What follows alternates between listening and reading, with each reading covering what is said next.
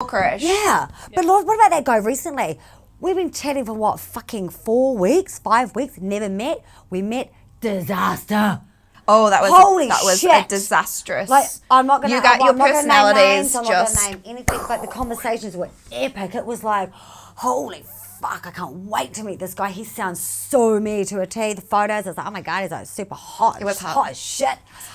And I'm like, oh my gosh. So we finally met up after like about 5 weeks, and 5 weeks is a long time.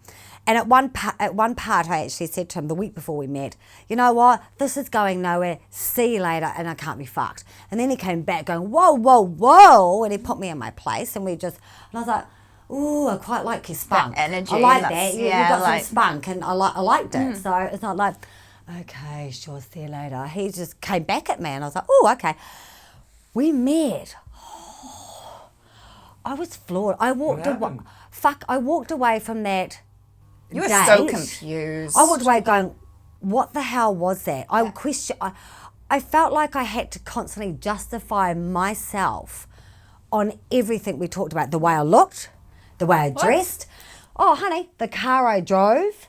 What do you mean? What I did for work. What was he saying though? Well, he give the examples. I literally was wearing a pair of jeans, a t-shirt, and some Nike kicks. Normally I wear high heels if I go on a date. I didn't wear high heels, and I wore my white fur jacket.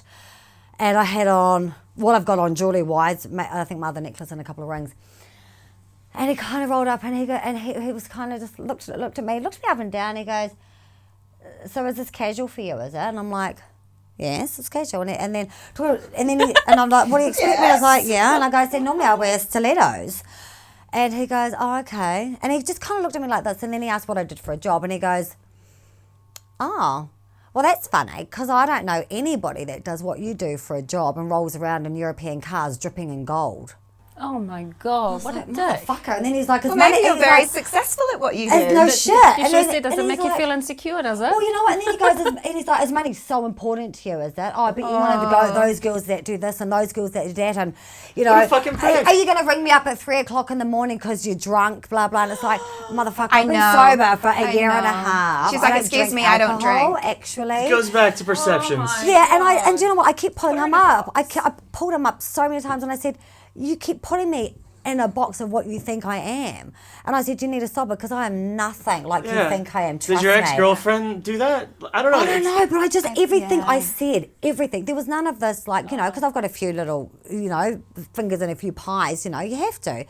And there was none of this, oh, tell me more about that. That sounds really interesting. Oh, what an amazing woman. Well, good on you, single mum. Solo mum who has multiple businesses.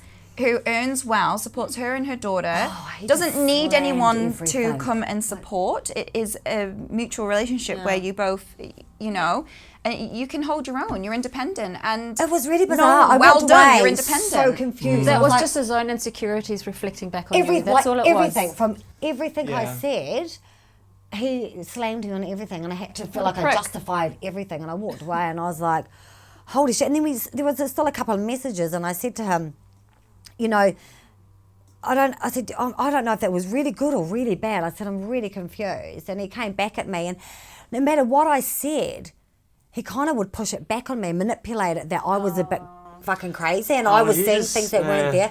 So it was like red flag. Yeah, like a real head, like a guy that could really mess with your head pretty quickly and badly. So it was like mess with your head, because after date, it took a bit of processing that date, didn't it? Because after the date, you called me, and we were both on the phone for ages, and we're going, okay. It took a while for us to really work it out, because he was doing it so, it's actually quite smartly, and we were like, okay, is this because he's just this strong personality?